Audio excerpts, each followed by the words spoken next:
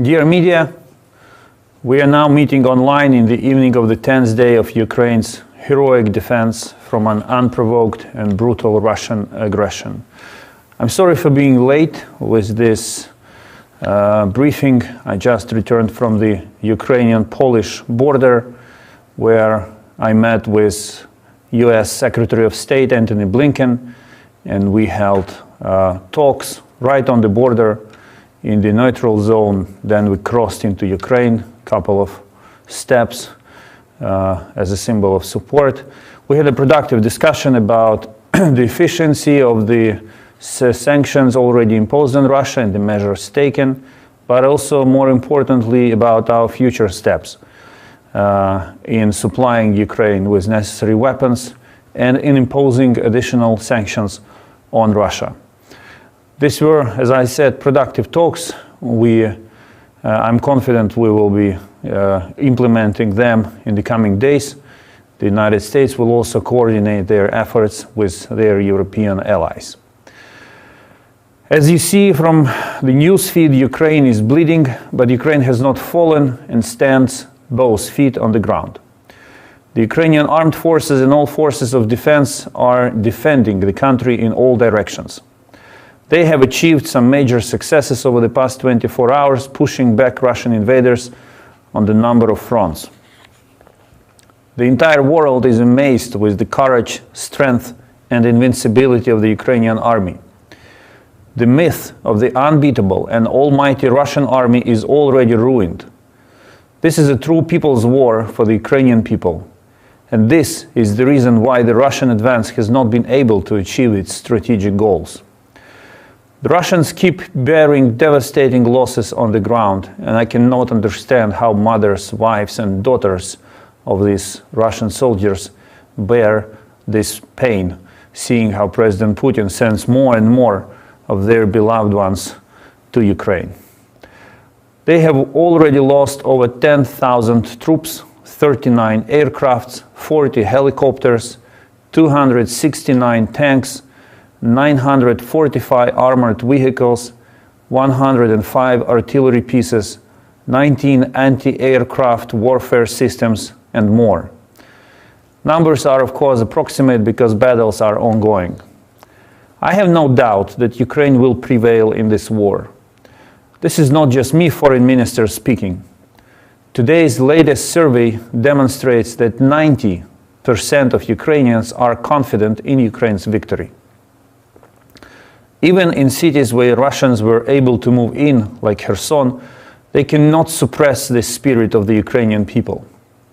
Today, thousands of peaceful protesters with Ukrainian flags and chanting demonstrated in front of armed Russian invaders in Kherson that they are Ukrainians and their city belongs to Ukraine.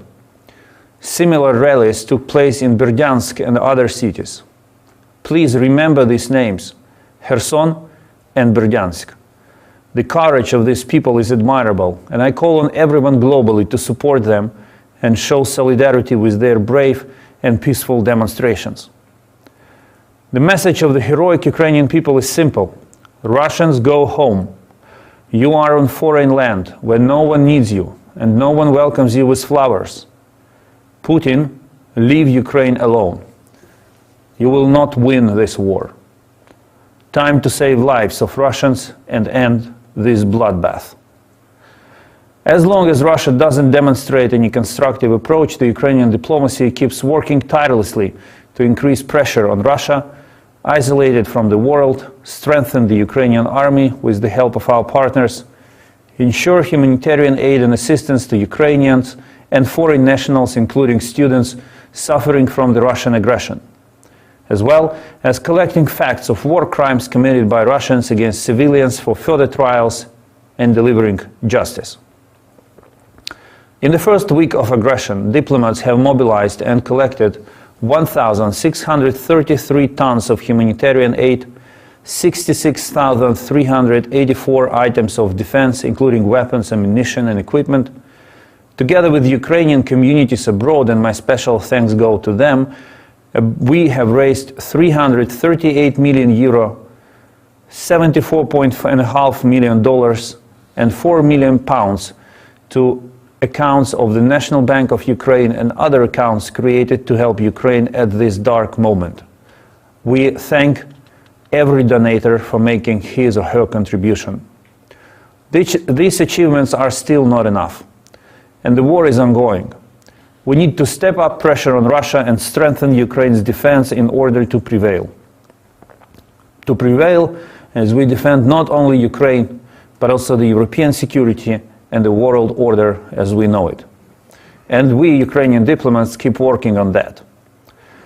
Ukraine demands a new round of sanctions against Russia. Yesterday, I took part in the Foreign Affairs Council of the EU ministers with the participation of Secretary Blinken, Foreign Secretary Truss, Minister Joly of Canada, and Secretary General of NATO, Jens Stoltenberg. At that meeting, I outlined the next steps we insist on.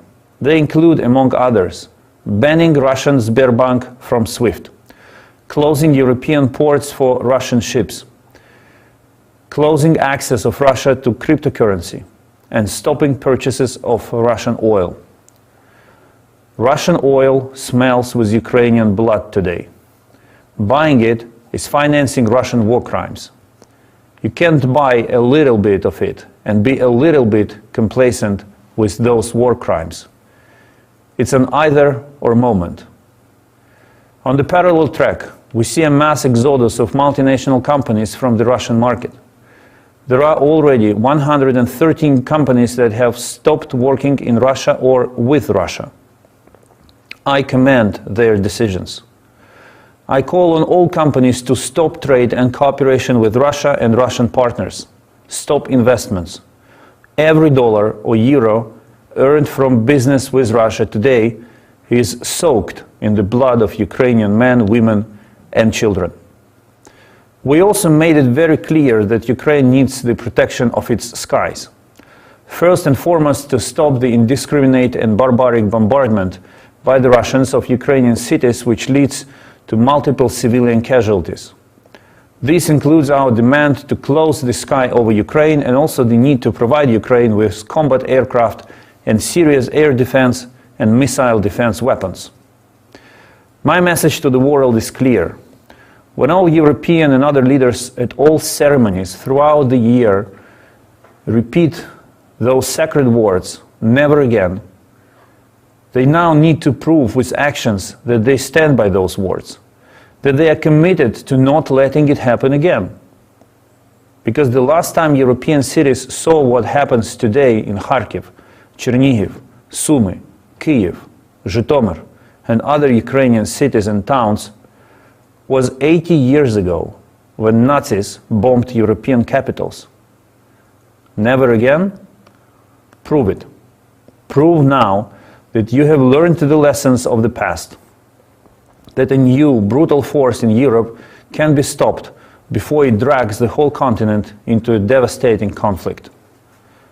The way to stop is to unite, is to get united and to continue stepping up pressure on Russia. This is the only way that all of us can prevail. Thank you. We have a question from Politico. Would you support the EU combining the membership applications of Ukraine, Georgia, and Moldova as a trio? What is your message to the French Presidency of Council of the EU about the urgency of Ukraine's application? With all my due respect to our old partners in European integration, Georgia and Moldova, Ukrainian case is absolutely exceptional. We insist that the case of Ukraine is considered on its own and that it is considered within as soon as possible. The procedures can and should be suppressed in order to ensure smooth integration process of Ukraine into the European Union for the good of all, Ukraine and the European Union itself. My message to the French presidency is very simple. President Macron has demonstrated his leadership in the last months in dealing with the security in Europe. Now he has the power and all moral grounds to take the leadership in speeding up integration of Ukraine into the European Union. This will send a very clear message to the people of Ukraine that when Europe says that we are one of them, it actually means it. And second, this will also send a message to President Putin that whatever he tries to do, he can throw hundreds of more bombs on us, but this will not change the choice made by the people of Ukraine to be part of the EU. But also it will not change the choice made by the European Union, as it was expressed recently in the resolution of the European Parliament and also by the President of the European Commission, that Ukraine belongs to Europe and will become a member of the European Union. Act now, be quick, and it will be a huge contribution to the overall success of our victory over the aggressor. A joint question by Voice of America and Deutsche Welle. What is your take on the current humanitarian ceasefire? How do you see the situation around the nuclear plants, and how do you see the international response so far? What can be improved? The humanitarian corridors and humanitarian ceasefire do not exist because the Russian forces literally violated the agreement reached in the morning to arrange 2 humanitarian corridors. We urge Russia to stop shooting, to allow civilians, including foreign students, leave the cities which they are trying to destroy by air raids, by artillery, by rockets, and also to allow the access of humanitarian aid to those who remain in the cities. Russia should stop its barbarian warfare and follow the rules envisaged by international conventions. And what was the second question? And the second was the international response so far, what can be improved? Yes, as I said just a couple of minutes ago, there is still a list of sanctions which must be imposed on Russia by both the European Union and the United States, Canada, Britain, and other countries from all over the globe. It's only the solidarity and the unity that can ensure the most effective outcome or the most effective impact of sanctions imposed on Russia. Indian Vion has 2 questions. First, can you assure the safety of Indian nationals in Sumy and rest of Ukraine? How is Ukraine helping in evacuation of Indian nationals? And the second one, what expectations from India in pacifying the ongoing situation? For 30 years, Ukraine was a welcoming home for thousands of students from Africa, from Asia, and they never had problems here. They were well integrated into our society, and everything was fine. They lived normal life. Many of them stayed in Ukraine after graduating from universities. The Russian aggression changed it all, and as together with Ukrainians, they suffer from Russian bombardments, from Russian shellings, and from Russian indiscriminate shooting. The best Russia can do now is to stop fire and to allow everyone, including foreign students, to leave these besieged cities through Ukrainian territory. To facilitate the withdrawal, the movement of foreigners from Sumy, from Kharkiv, Ukraine arranged some trains. We also set up a hotline that foreign students can address. We work closely with relevant embassies and coordinate our efforts with them. Our border guards were instructed to provide foreign students with all necessary assistance. The Ukrainian government is doing its best to allow foreign students to leave the country in the safest way possible under the circumstances. If Russia stops manipulating the issue of foreign students and stops the fire and agrees to a ceasefire, they will all be safely evacuated. So your governments of India, China, Nigeria, other countries whose students are locked up in Sumy and Kharkiv, I encourage you, I call on you to appeal to Russia, stop fire, allow civilians to leave these cities through the territory of Ukraine. What we're observing now is the manipulation by Russia. They try to win the sympathy of the countries I mentioned by accusing Ukraine of keeping these foreign students as hostages, of violating their rights, of discriminating them. But I would like to say once again, for 30 years, Ukraine was a real home for your students. And it continues to be a home for them, even under the fire of Russia. One country cannot change in one day. And trust me, your students, your nationals living in Ukraine, they enjoy the same level of support from their neighbors, from their Ukrainian neighbors, friends. The only reason of the current problem is the way Russia tries to destroy our cities, which became home for both your nationals and Ukrainians. And the second question was how India can help achieve peace. As I said, all countries who enjoy special relations with India, they can appeal to President Putin, Prime Minister Modi.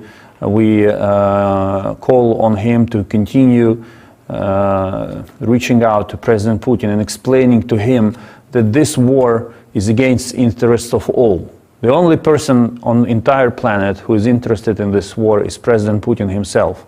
The people of Russia are not interested in this war either. Moreover, we have to take into account another factor. India is one of the largest consumers of Ukrainian agricultural products. And if this war continues, it will be difficult for us to seed new harvests and then to collect it. So again, even in terms of global food security and Indian food security, it's in the best interest to stop this war. And to achieve that, call Putin, demand from him to stop this war. Ordinary Indians can put pressure on the Russian embassy in India to demand from them again to stop the war. Ukraine does not need this war. We are fighting only because we were attacked, and we understand that we have to defend our land because Putin does not recognize our right to exist. But every country in the world can help us by demanding from Putin to stop the war.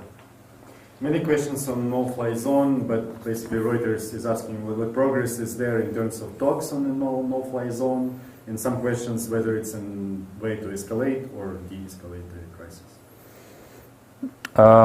The position of NATO on no-fly zone is frustrating. Unfortunately, I have to say that because of the decision not to establish a no-fly zone, more civilians will be killed from the air by the Russian Air Force, more children will be killed, more Ukrainian blood will be spilled.